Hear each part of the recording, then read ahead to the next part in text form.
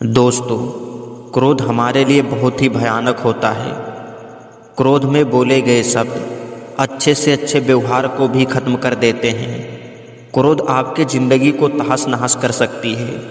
इस वीडियो को देखने के बाद आप अपने क्रोध पर नियंत्रण कर पाएंगे, अपने क्रोध को खत्म कर पाएंगे और अपने जीवन को तबाह होने से बचा पाएंगे। तो चलिए इस कहानी के माध्यम से समझते हैं। एक गांव में एक स्त्री रहती थी। वह बहुत ही गुस्सैल थी। उसका अपने गुस्से पर जरा सा भी काबू नहीं था। वह हमेशा किसी न किसी पर चिल्लाती रहती थी। उससे उसके आसपास में रहने वाले लोग भी परेशान रहते थे और उससे बात करने से घबराते थे। उसका गुस्सा घर पर कलह बन चुका था। उस स्त्री को एहसास हुआ कि गुस्सा उसके लिए परेशानी का सबब बनता जा रहा है। अक्सर गुस्सा उतरने के बाद वह पछतावे की आग में जला करती थी, लेकिन गुस्सा नियंत्रण के बाहर होने के कारण स्वयं को लाचार पाती। एक दिन गांव में एक महात्मा पधारे। उनकी कीर्ति जब स्त्री के कानों तक पहुंची तो उसने निश्चय किया कि वह महात्मा जी से मिलकर अपने गुस्से को दूर करने का उपाय पूछेगी। वह महात्मा से मिलने पहुंची और उन्हें प्रणाम कर बोली, गुरुवर, मैं अपने गुस्से से परेशान हूँ। मैं अपने गुस्से पर काबू नहीं रख पाती। गुस्से में अक्सर लोगों को भला बुरा कह जाती हूँ और बाद में पछताती हूँ। मेरे गुस्से के कारण सब मुझसे नाराज रहते हैं। इससे मैं बहुत दुखी हूँ। मुझे कोई ऐसी दवा दीजिए कि मैं गुस्सा करना छोड़ दूँ। उस स्त्री की बात को सुनकर महात्मा ने उसे एक बोतल दी और बोले, पुत्री, इस बोतल में क्रोध दूर करने की दवा है। अब से जब भी तुम्हें क्रोध आए तो इस बोतल में से एक घूंट दवा को अपने मुंह में रख लेना और कुछ समय बाद उसे कुल्ली कर देना। स्त्री दवा पाकर बहुत खुश हुई और महात्मा जी का धन्यवाद कर अपने घर लौट आई। उसके बाद जब भी उसे गुस्सा आता वह उस बोतल से एक घूंट दवा अपने मुंह में रख लेती और कुछ समय रखने के बाद कुल्ली कर देती। अब धीरे धीरे उसका गुस्सा कम होने लगा। 7 दिन बाद जब दवा खत्म हो गई तो वह फिर से महात्मा जी के पास पहुंची और बोली, गुरुवर, आपने मुझे गजब की दवा दी है। मुंह में रखते ही गुस्सा छूमंतर हो जाता है। अब वह दवा खत्म हो गई है। कृपया मुझे उस दवा की एक और बोतल दे दीजिए। यह सुनकर महात्मा मुस्कुराते हुए बोले, पुत्री, तुम्हें जानकर आश्चर्य होगा कि उस बोतल में कोई दवा नहीं थी। उसमें सादा पानी भरा हुआ था। क्रोध आने पर जब भी तुम उस बोतल के पानी को अपने मुंह में रख लेती थी, जिसके कारण तुम कुछ बोल नहीं पाती थी, जिससे कोई बात आगे नहीं बढ़ती थी और तुम्हें यह विश्वास भी था कि इस दवा से गुस्सा नहीं होगा, जिसके कारण तुम्हें गुस्सा आना कम होता गया। तो पुत्री, अब जब भी क्रोध आए तो अपने मुंह को बंद रखना। यह अगली कहानी गुस्से को आपके नियंत्रण में करना सिखाएगी। एक गांव में एक व्यक्ति अपनी पत्नी और पुत्र के साथ रहता था। वह और उसकी पत्नी नर्म स्वभाव के थे, जबकि उसका पुत्र बहुत गुस्सैल था। वह हर समय चिढ़ा हुआ रहता था और बात बात पर गुस्सा हो जाया करता था। गुस्सैल स्वभाव के कारण उसकी किसी से नहीं बनती थी। आए दिन उसका आसपास के लोगों से झगड़ा होता रहता था। उसे कोई पसंद भी नहीं करता था, जिसके कारण उसका कोई दोस्त भी नहीं बनता था।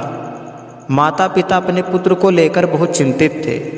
वे चाहते थे कि उसके स्वभाव में परिवर्तन हो जाए, लेकिन लाख समझाने पर भी उसका गुस्सा जस का तस रहा। एक दिन गांव में एक सन्यासी का आगमन हुआ। वह विचित्र तरीके से लोगों के जीवन में सकारात्मक परिवर्तन लाने के लिए लोकप्रिय थे। जब माता पिता ने उनके बारे में सुना तो अपने पुत्र को लेकर उनके पास पहुँचे और बोले, बाबा, ये हमारा पुत्र है। समस्या ये है कि इसे गुस्सा बहुत ज़्यादा आता है। गुस्से पर इसका कोई नियंत्रण नहीं है। ये हर किसी से लड़ता रहता है। हमारे लाख समझाने पर भी इस पर कोई असर नहीं पड़ता है। आप कुछ ऐसा करें कि यह गुस्सा करना छोड़ दे। सन्यासी ने कहा, ऐसा करो, आप अपने पुत्र को आज दिन भर के लिए मेरे पास छोड़ जाओ। माता पिता ने वैसा ही किया। वे अपने पुत्र को सन्यासी के पास छोड़कर घर चले आए। सन्यासी ने लड़के से कहा, पुत्र, मैं तुम्हें एक काम देता हूँ, क्या तुम वह काम करोगे? लड़का भी अपने गुस्से से परेशान था। वह भी चाहता था कि उसकी यह आदत जल्द ही छूट जाए। वह बोला, यदि आपके दिए हुए काम से मेरे गुस्से की आदत छूट जाएगी तो यह काम मैं जरूर करूँगा। सन्यासी उसकी बात सुनकर मुस्कुराए और बोले, मैं प्रयास कर रहा हूँ पुत्र, तुम भी साथ दो। जाओ चिकनी मिट्टी के 2 ढेर तैयार करो। लड़के ने वैसा ही किया। तब सन्यासी ने कहा, अब इस मिट्टी से 2 दिल तैयार करो। लड़के को यह काम अजीब लग रहा था, लेकिन वह सन्यासी की बात मानकर मिट्टी से 2 दिल तैयार करने में लग गया। दिल बनते समय कई बार उसके मन में झुंझुलाहट आई। वह सोचने लगा कि मैं यहाँ अपने गुस्से की आदत छोड़ने आया हूँ और इस सन्यासी ने मुझे किसी काम में लगा दिया है। इस तरह तो मेरा गुस्सा खत्म होने की जगह बढ़ रहा है। लेकिन उसने किसी तरह काम को जारी रखा और मिट्टी के 2 दिल तैयार कर लिए। वह उन 2 दिलों को लेकर सन्यासी के पास गया और बोला, बाबा, ये रहे मिट्टी के 2 दिल, मैंने अपना काम कर दिया है। अब जिस उद्देश्य के लिए मेरे माता पिता ने मुझको आपके पास भेजा है, आप उस मुद्दे पर आइए और मेरे गुस्से के लिए कुछ कीजिए। सन्यासी बोले, मैं अच्छी तरह जानता हूँ पुत्र कि तुम यहाँ क्यों आए हो। पहले मेरा यह काम कर दो, फिर मैं तुम्हारे गुस्से के लिए कुछ करता हूँ। बताइए क्या करना है? लड़का मन मार कर बोला। तब सन्यासी बोले, इस एक मिट्टी के दिल को लेकर कुम्हार के पास जाओ और उससे कहो इसे भट्ठी में अच्छी तरह तपा दे, और जब यह तप जाए तो उसे वापस लेकर आओ। लड़का कुम्हार के पास मिट्टी के एक दिल को लेकर जाता है और उसे तपाकर सन्यासी के पास ले आया। तब सन्यासी ने उससे कहा, अब इस दिल में जो चाहो वह रंग भर दो। लड़के ने उस दिल को लाल रंग में रंग दिया। रंग चढ़ने के बाद वह दिल बहुत ही सुंदर नजर आने लगा। लड़के ने जब अपने दिन भर की मेहनत से तैयार हुए उस दिल को देखा तो बहुत ही खुश हुआ और सोचने लगा कि सन्यासी बाबा से कहकर मैं इसे अपने घर ले जाऊंगा और अपने कमरे में सजाऊंगा। वह खुशी खुशी सन्यासी के पास गया और वह दिल दिखाते हुए बोला, बाबा, देखिए रंग भरने के बाद ये दिल कितना सुंदर दिखने लगा है। सन्यासी बोला, हाँ, ये बहुत ही सुंदर दिख रहा है। आखिर तुमने इतनी मेहनत से जो इसे तैयार किया है, लेकिन अब तुम्हें इस दिल पर हथौड़े की चोट करनी होगी। यह कहते हुए सन्यासी ने एक हथौड़ा लड़के के हाथ में पकड़ा दिया। अपनी दिन भर की मेहनत पर हथौड़ा चलाते हुए लड़के को बहुत गुस्सा आया, लेकिन किसी तरह अपने गुस्से को पीकर उसने उस दिल पर वार कर दिया। हथौड़े की चोट से वह दिल टूटकर बिखर गया। लड़के को बहुत दुख हुआ। वह बोला, बाबा, मेरे दिन भर की मेहनत बर्बाद हो गई। लेकिन सन्यासी ने उसकी बात पर ध्यान नहीं दिया और मिट्टी का बना दूसरा दिल उसके पास देते हुए कहा, अब इस पर भी हथौड़े से वार करो। लड़के ने वैसा ही किया, लेकिन हथौड़े के वार से उस दिल पर हथौड़े का निशान उभर आया, लेकिन वह टूटा नहीं। लड़का आश्चर्यचकित होकर कभी उस दिल को देखता तो कभी सन्यासी को देखता। वह सोचने लगा कि मेरे माता पिता मुझे किसके पास लेकर आ गए, ये सन्यासी बाबा तो मुझे पागल लगते हैं। वह बोला, मेरा पूरा दिन यहाँ बेकार के कामों में चला गया, अब मैं यहाँ एक क्षण भी नहीं रुकने वाला, मैं जा रहा हूँ। ठहरो, सन्यासी ने उसे रोका। आज दिन भर तुमने जो काम किया उसका वास्तविक अर्थ तो समझते जाओ। लड़का ठिठक कर रुक गया। सन्यासी उसे समझाते हुए कहने लगे, पुत्र, जिस मिट्टी के दिल पर तुम काम कर रहे थे वह वास्तविक दिल का एक रूप है। जैसे तुमने इस मिट्टी के दिल को आग की गर्मी में तपाया, वैसे ही अपने दिल को भी क्रोध की भट्ठी में तपाते हो। तुम्हें ऐसा लगता है कि इस तरह तुम इस दुनिया के सामने मजबूती से खड़े हो, लेकिन ऐसा नहीं है। जीवन रूपी हथौड़े का एक वार भी तुम्हारा कठोर दिल झेल नहीं पाएगा और चकनाचूर हो जाएगा। ऐसे में तुम संभल नहीं पाओगे। जीवन के दुख दर्द को सहन करने के लिए तुम्हें अपने दिल को नरम बनाना होगा। क्रोध जितना नुकसान दूसरों का करता है उससे कहीं अधिक तुम्हारा स्वयं का करता है। इसीलिए क्रोध को छोड़ दो। अगली और लास्ट कहानी। क्रोध एक दुश्मन है। यह आपके मौत का कारण भी बन सकता है। जानिए कैसे। एक दिन कहीं से एक सांप आया और एक गोदाम में घुस गया। गोदाम में अंधेरा था। अंधेरे में सांप किसी चीज़ से टकरा गया और थोड़ा जख्मी हो गया। फिर क्या, सांप पर गुस्सा चढ़ गया और उसने अपना फन उठा लिया। उसने उस चीज़ को डसने का प्रयास किया जिससे वह टकराया था। इस प्रयास में वह अपना मुख भी जख्मी कर बैठा, क्योंकि वह चीज़ कुछ और नहीं बल्कि धारदार आरी थी। एक ऐसी चीज़ जिस पर सांप का बस नहीं चलता था, लेकिन गुस्से ने उसे जकड़ रखा था और उसका खुद पर कोई काबू नहीं रहा। फिर उसने वैसा ही किया जैसा सांप अक्सर किया करते हैं। वह आरी से कसकर लिपट गया और उसे दबाकर दम घोटने का प्रयास करने लगा। फिर वही हुआ जो होना था। आरी के तेज धार से उसका पूरा शरीर लहूलुहान हो गया और वह उसी आरी में फंसकर मर गया। अगले दिन गोदाम के मालिक ने जब गोदाम खोला तो वहां आरी से लिपटे एक सांप को मरा हुआ पाया। तो दोस्तों, क्रोध पर नियंत्रण न होने के कारण सांप ने अपने प्राण को गंवा दिया। क्रोध से अधिक हानि खुद की होती है। इसीलिए हमें अपने क्रोध पर नियंत्रण करना चाहिए। दोस्तों, गुस्सा करना या ना करना हमारे ऊपर ही होता है। अब आप पूछोगे कैसे, तो मैं आपको एक उदाहरण से बता दूं कि मान लो आप एक ऑफिस में काम करते हैं और गलती से उस ऑफिस के चपरासी से आपके ऊपर पानी गिर जाता है, तो आपका रिएक्शन उग्र हो जाएगा और आप उसे भला बुरा कह देंगे। लेकिन अगर वही पानी आपके बॉस से आपके ऊपर गिर जाए तो आप उसे भला बुरा नहीं बोल पाएंगे। आप यह कहते हुए इस बात को टाल देंगे कि कोई बात नहीं सर, यह तो होता रहता है। तो इन दोनों बात से यह स्पष्ट हो गया कि गुस्सा करना या ना करना हमारे ही ऊपर होता है। दोस्तों, यह वीडियो आपको जरा से भी अच्छी लगी हो तो प्लीज़ चैनल को सब्सक्राइब कर लेना। मिलते हैं एक और मज़ेदार वीडियो के साथ। तब तक के लिए आज बहुत काम की बात होने वाली है जो आपके जीवन को एक नई दिशा दे सकती है।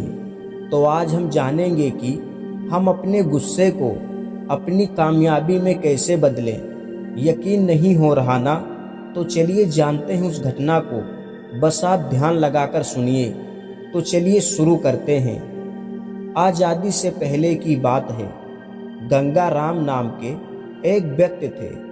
वह बहुत पढ़े लिखे थे, लेकिन उनको अभी तक कोई नौकरी नहीं मिली थी। उनके घर वालों ने अपने एक जान पहचान वाले व्यक्ति से उसकी सिफारिश की कि कहीं उसकी जान पहचान हो तो वह गंगा राम की नौकरी लगवा दे। तो उस व्यक्ति ने कहा कि उनके जान पहचान में एक साहब का चपरासी है, उससे बात करने पर नौकरी का जुगाड़ हो सकता है। अगले दिन दोनों का जाना निश्चित हुआ। वे दोनों जाकर उस चपरासी से मिले। व्यक्ति ने चपरासी से कहा कि गंगा राम को साहब से मिलवाकर किसी नौकरी पर लगवा दे।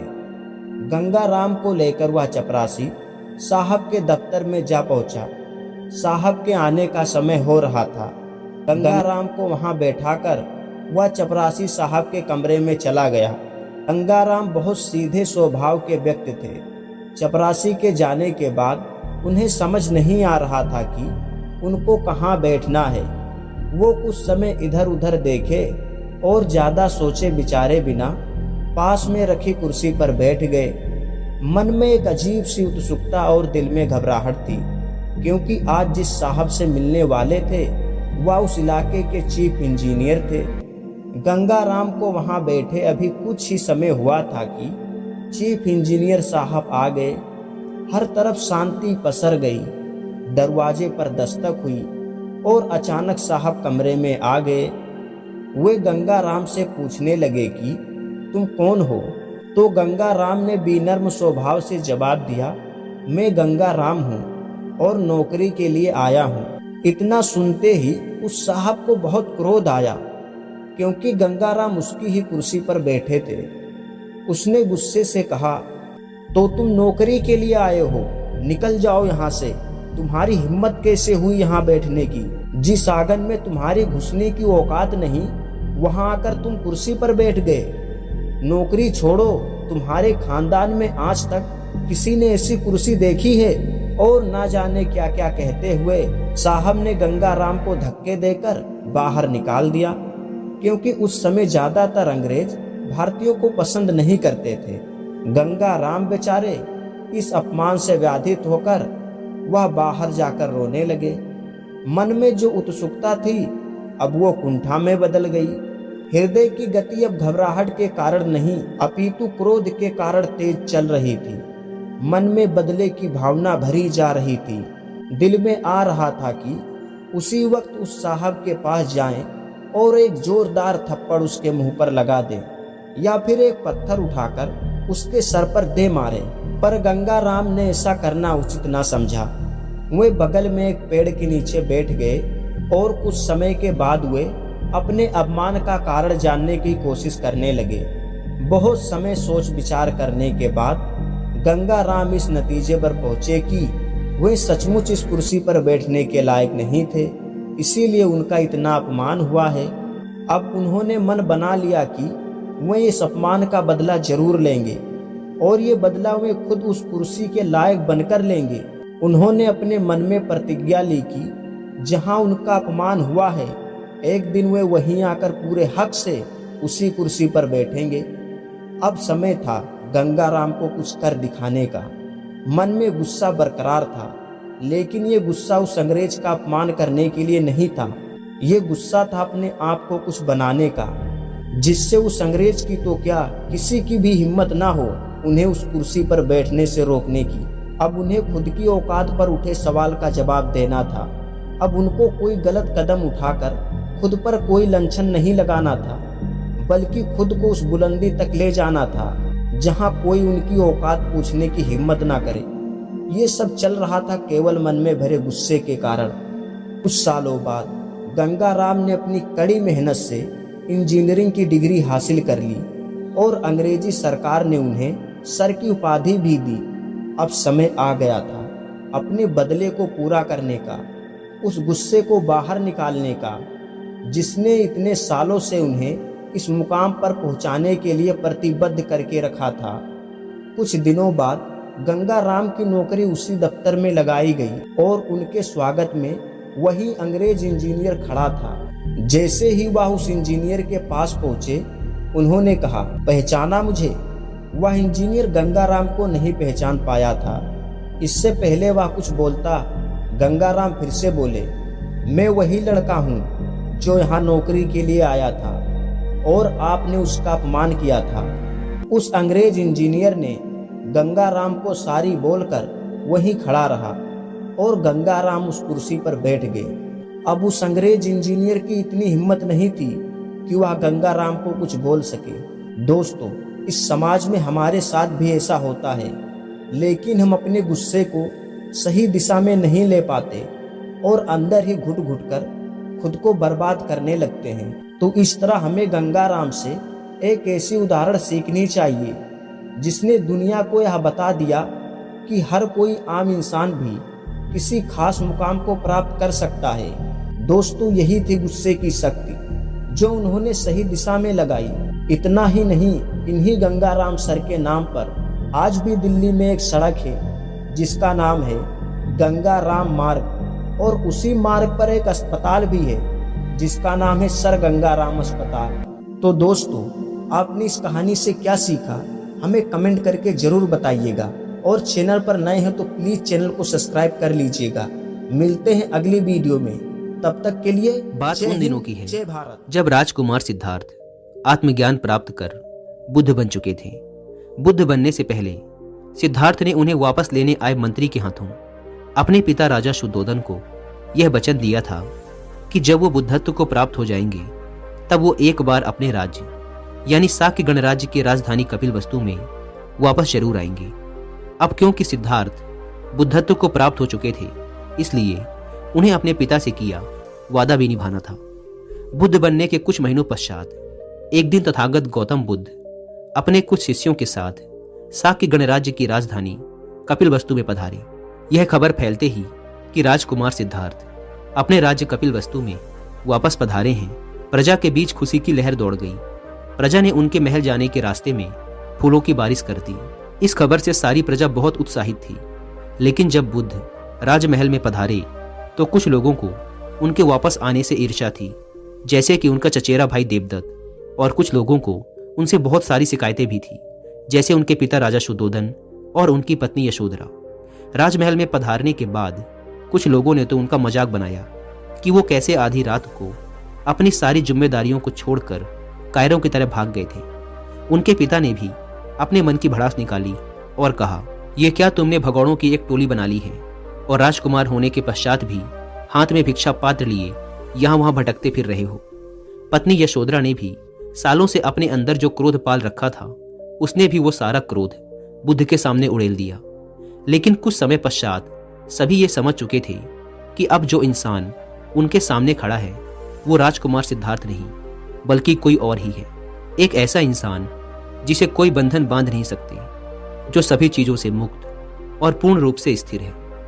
बुद्ध की महानता को महसूस करने के बाद राजा शुद्धोधन ने राजमहल में एक सभा बुलाई ताकि सभी लोग अपने अपने प्रश्न बुद्ध से कर सकें। उस सभा में शाक्य गणराज्य के सभी मंत्रीगण, राज्य के सारे बड़े व्यापारी, सारे राजघराने के लोग और स्वयं राजा शुद्धोधन भी उपस्थित थे। लोगों ने अपने अपने प्रश्न और तमाम तरह की अपनी शिकायतें बुद्ध के समक्ष रखी और बुद्ध ने बड़ी ही विनम्रता पूर्वक उन सबके प्रश्नों के उत्तर दिए। तभी शाक्य गणराज्य के एक मंत्री ने बुद्ध से प्रश्न किया, राजनैतिक जीवन में अर्थात प्रजा का शासन करने में आपका मार्ग हमें कैसे जागृत कर सकता है? बुद्ध ने उत्तर दिया, शासन ना करके। यह सुन उस मंत्री ने कहा, बुद्ध कृपया विस्तार से समझाएं। बुद्ध ने कहा, पहला भाव जो आपको अपने अंदर से खत्म करना है वो है आपका अपना शासक भाव, और जो भाव आपको अपने अंदर जगाना है वो है मैत्री, पिता और भ्राता का भाव। बुद्ध ने आगे कहा, अपने पूर्वजों और खुद के किए कर्मों के परिणाम स्वरूप अगर आप राजा बने हैं तो वो सिर्फ इसलिए कि आप अपने प्रजा के आंखों के आंसू पोंछ सकें, उनके दुखों को कम कर सकें। यही कार्य आप सब अपने घर में हर दिन करते हैं, पिता बनकर। तो फिर आप सब यही कार्य शासक बनकर क्यों नहीं करते? क्योंकि आप खुद को प्रजा से भिन्न समझते हैं। इसीलिए आप सब पूछ रहे हैं कि एक जागृत शासक कैसे बने। ये प्रश्न आपने तब नहीं पूछा था जब आप पिता बने थे कि हम पिता कैसे बने, क्योंकि वहां अपनत्व का भाव है। तो इसी भाव को और विस्तृत करें कि सभी अपने हैं, सभी के दुख अपने हैं, सबको न्याय और खुशी देने का ये जो अधिकार आप सबको प्राप्त हुआ है, इसे व्यर्थ न गंवाएं। शारीरिक रोगों और मानसिक दुखों से तो हर इंसान पीड़ित है, पर आप सामाजिक न्याय देकर उनके जीवन को सुखमय तो बना सकते हैं। अपने प्रश्न का ऐसा उत्तर सुन वह मंत्री कहता है, मैं इस पल को कभी भूल नहीं सकता, क्योंकि आपने मुझे जगाया है। इसके बाद सारा राज दरबार शाक्य मुनि जय के नारों से गूंजने लगता है। नारों की गूंज शांत होने के बाद एक दूसरा मंत्री खड़ा होकर बुद्ध से कहता है, आप स्वयं शाक्य गणतंत्र के महाराज बनकर हमारा नेतृत्व करें तो जन जन का कल्याण होगा महात्मन। इसके बाद राज्य का एक बड़ा व्यापारी खड़ा होकर कहता है, हाँ, आप शाक्य के महाराज बनकर हमें धन्य करें शाक्य मुनि बुद्ध। इसके बाद सारे राज दरबार में से ये आवाजें उठने लगती हैं कि आप महाराज बने तो शाक्य गण की वृद्धि हो, आप हमारा नेतृत्व करें, आप हमारे राजा बने। इस तरह की बातों के कोलाहल से सारा राज दरबार गूंज उठता है। यह देख राजा शुद्धोधन अपने सिंहासन से उठ खड़े होते हैं और कहते हैं, आप इस राज सिंहासन के योग्य हैं। मैं इसी क्षण आपको कपिलवस्तु का महाराज घोषित करता हूँ। यह सुन बुद्ध कहते हैं, आभार आपका कि आप सब लोग मुझे शाक्य गणराज्य का महाराजा बनाना चाहते हैं और धर्मयुक्त राजनीति का पालन करते हुए प्रजा का हित करना चाहते हैं। लेकिन क्या आप लोग ये नहीं चाहते कि मैं इसी प्रकार समस्त मानव जाति का कल्याण करूं? यदि मैं शाक्य गणतंत्र का महाराजा बना तो मैं केवल शाक्य गणतंत्र तक ही सीमित रह जाऊंगा, परंतु अब समस्त मानव जाति मेरी है। मैं समस्त मानव जाति का हूं। मैं हर राजा, हर सम्राट से मिलूंगा, उन्हें धर्म के मार्ग का पालन करते हुए राजनीति करने को कहूंगा। इसके बाद बुद्ध राजा शुद्धोधन से कहते हैं, अब मुझे आज्ञा दें पिताश्री। और फिर राजा शुद्धोधन की आज्ञा पा बुद्ध राजमहल से बाहर निकल जाते हैं। उनके राजमहल के बाहर निकलने के साथ ही सारा वातावरण शाक्य मुनि की जय के नारों से गूंज उठता है। दोस्तों, एक चीज जो हम इस कहानी से अपने साथ लेकर जा सकते हैं वो ये है कि हम एक अच्छा लीडर, एक अच्छा नेतृत्वकर्ता कैसे बन सकते हैं। जैसे कि बुद्ध ने कहा कि हमें एक अच्छा माता पिता या भाई बनने से पहले ये सब बनने की कोशिश नहीं करनी पड़ती, क्योंकि वहां अपनेपन का भाव होता है, स्वार्थ की एक सीमा होती है। हम एक दूसरे के दुखों को अपना दुख समझते हैं, दूसरों की भावनाओं को समझने की कोशिश करते हैं, और इसलिए हम एक अच्छे माता पिता और भाई बहन बन पाते हैं। ठीक इसी तरह अगर हमें एक अच्छा लीडर बनना है तो हमें हमारे लोगों के प्रति अपनत्व का भाव रखना पड़ेगा। अपने स्वार्थ से पहले सामने वाले की जरूरत को महत्व देना होगा। लोगों की भावनाओं और उनकी परेशानियों को समझना पड़ेगा। खुद को उनसे भिन्न नहीं बल्कि उन्हीं में से एक मानना पड़ेगा।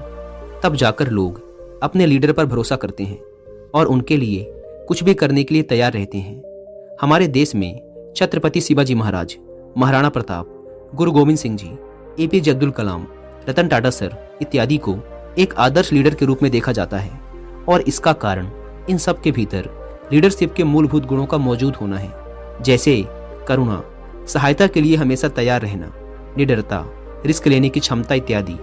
सभी गुणों में लीडरशिप के लिए दो सबसे प्रमुख गुण हैं, पहला करुणा और दूसरा रिस्क लेने की क्षमता। इन दो गुणों के बाद बाकी गुण अपने आप ही आ जाते हैं। एक महान लीडर अच्छे दिनों में सबसे पीछे खड़ा होता है और बुरे दिनों में सबसे आगे। वो कभी भी सफलता का सारा श्रेय खुद नहीं लेता, बल्कि उसे उसके सही हकदार तक पहुंचने देता है।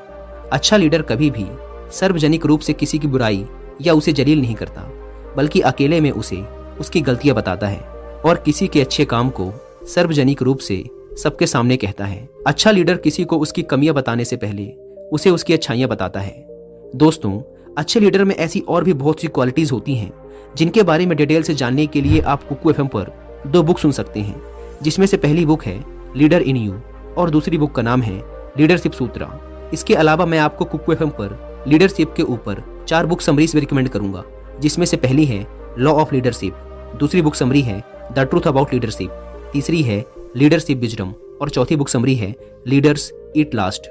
अगर आपने इन दोनों बुक्स और चारों बुक समरीज को ध्यान से सुना तो आप अपने अंदर काफी अच्छी लीडरशिप क्वालिटीज को डेवलप कर पाएंगे। और कुकू एफएम को डाउनलोड करके आप ऐसी ही हजारों किताबों को ऑडियो फॉर्म में सुन सकते हैं, वो भी अपनी मनपसंद लैंग्वेज में। कुकू एफएम, जो कि इंडिया का सबसे बड़ा ऑडियो बुक प्लेटफॉर्म है, उसके पूरे साल भर का सब्सक्रिप्शन पड़ता है सिर्फ 399 रुपीज का, लेकिन इसमें भी आप 200 रुपए बचा सकते हैं अगर आप यूज करते हैं कूपन कोड WI200, और आपको इसका ईयरली सब्सक्रिप्शन पड़ेगा 399 की बजाय सिर्फ 199 रुपीज में।